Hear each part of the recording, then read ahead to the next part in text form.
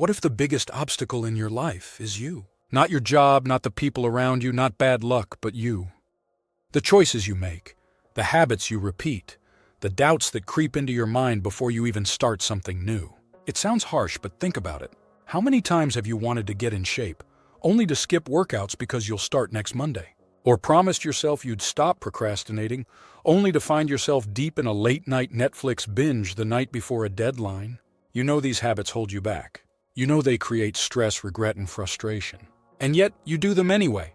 This is self-sabotage, the quiet, relentless force that keeps us from reaching our full potential. It disguises itself as comfort, as perfectionism, as fear of failure. It convinces us to delay, to avoid, to play small, until we look back and wonder how much further we could have gone if we had just gotten out of our own way. But here's the good news. Self-sabotage isn't a life sentence. Psychologists have spent years studying why we do this to ourselves, and existential thinkers like Jean-Paul Sartre and Albert Camus have explored how we create our own limitations. More importantly, they show us that once we recognize the patterns, we can break free from them. So in this video, we're going to uncover the truth about self-sabotage, why we do it, how it manifests in our daily lives, and most importantly, how we can finally stop being our own worst enemy. Let's get started. Have you ever wanted something, a new job, a healthy relationship, a big personal goal, only to find yourself doing things that push it further away? Maybe you delay applying for that job until the deadline passes. Maybe you sabotage a good relationship by picking fights over small things. Or maybe you convince yourself that now just isn't the right time to chase a dream you've had for years. That's self-sabotage. Self-sabotage is when we create obstacles in our own lives, intentionally or unintentionally, that stop us from achieving the very things we say we want. It's a frustrating cycle because, on the surface, it makes no sense. Why would we stand in our own way? Why would we actively ruin opportunities that could make us happier? The truth is, self-sabotage isn't just bad habits or laziness. It's deeper than that. Psychologists have identified several reasons why we do this, and most of them come down to one thing: fear. Fear of failure. One of the biggest reasons we sabotage ourselves is because we're terrified of failing. If we don't try, we can't fail, right? It's easier to say, "I wasn't really trying," than to put in real effort and risk coming up short. So we procrastinate, avoid challenges, or quit before we even start. That way, failure isn't a reflection of our abilities, it's just bad timing or lack of effort. Fear of success, it sounds strange, but success can be just as scary as failure. If you succeed, expectations go up. More people start watching, expecting you to perform. The pressure builds, and suddenly the thought of maintaining success feels overwhelming. So some people self-sabotage to avoid that pressure altogether. It's a way of staying in a comfortable, predictable space, even if that space isn't where they want to be. Low self-worth. Another major reason for self-sabotage is the belief that we don't deserve success, happiness, or love. If deep down you feel unworthy of good things, you'll unconsciously push them away. You might turn down opportunities, settle for less, or create chaos in situations that should be stable, just to confirm your belief that you were never meant to have those things anyway. The need for control. For some, self-sabotage is about maintaining a sense of control. If we fail because of external circumstances, it feels unpredictable.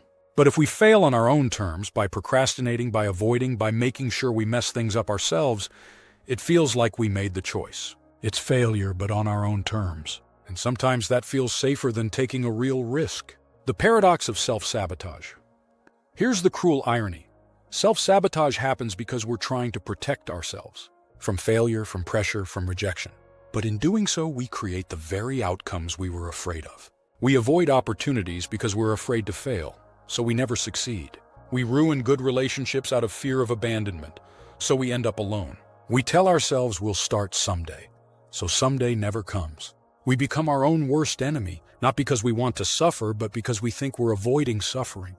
But the truth is, self-sabotage doesn't protect us. It keeps us stuck. And if we don't recognize these patterns, we'll keep repeating them over and over again. But here's the good news. Once you do recognize them, you can break free. In the next section, we'll look at how self-sabotage manifests in everyday life, and how it might be showing up in ways you don't even realize. Self-sabotage isn't always obvious. It doesn't announce itself saying, "Hey, I'm here to ruin your life." Instead, it sneaks in through everyday habits, thoughts, and behaviors, things that feel normal but are actually holding us back. It disguises itself as procrastination, perfectionism, fear, or even overworking. Let's break it down. The illusion of control.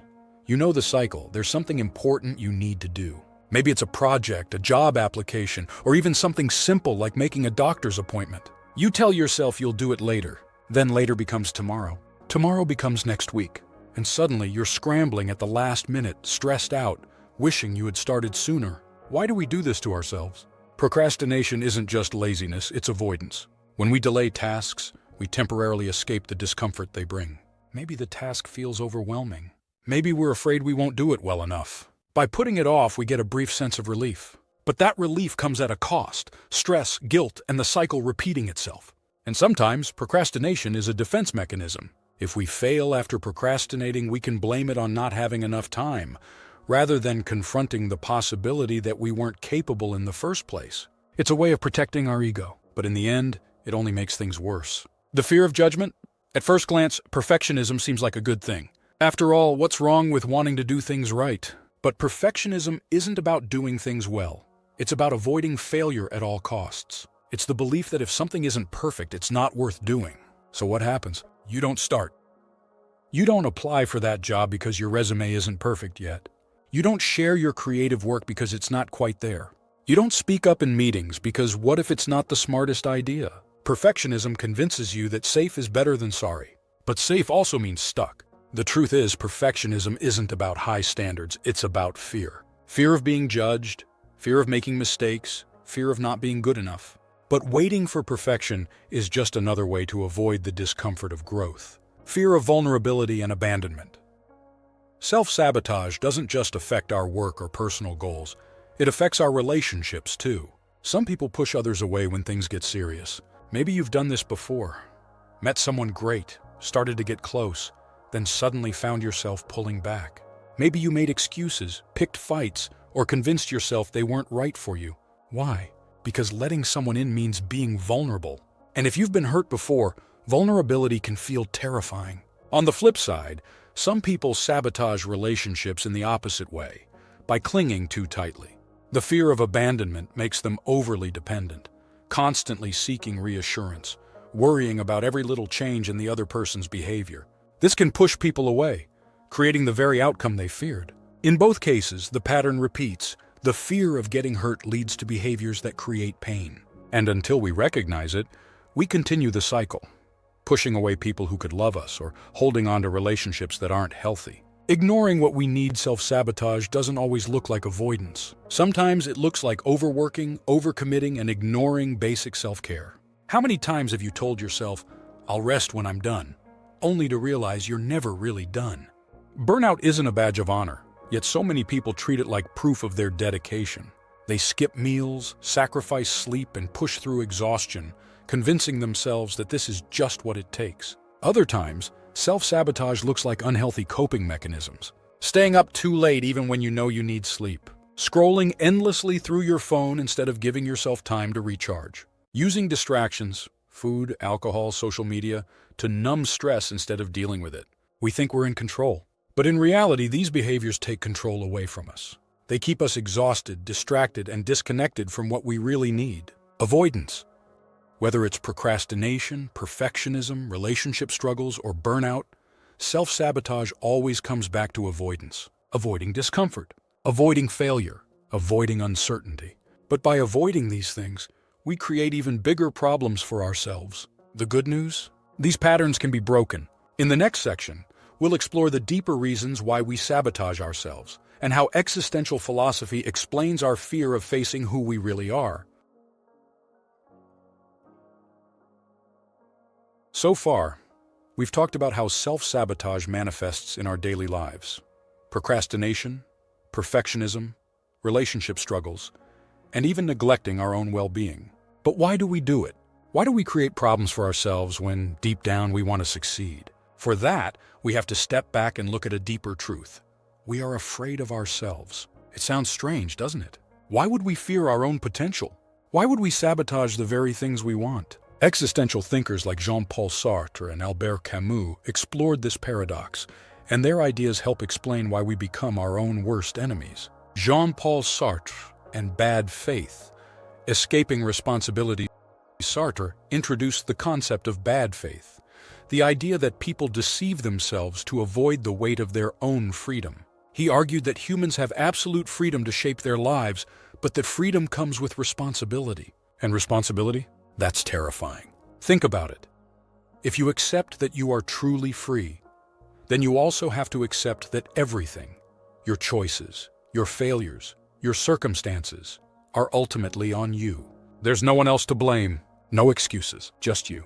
And that's overwhelming. So what do? We run from that responsibility. We create distractions, tell ourselves stories about why we can't do certain things, and settle into routines that feel safe, even if they're holding us back. This is bad faith in action, pretending we have no control when in reality we do. Self-sabotage is one of the easiest ways to engage in bad faith. Instead of facing the truth that we could be more, that we could change, that we do have choices, we convince ourselves that success just isn't meant for us, that we aren't ready, that circumstances are unfair, that we're just unlucky. It's easier to play the role of the powerless victim than to accept the terrifying truth that we are in control of our own destiny. Albert Camus and the absurd struggle.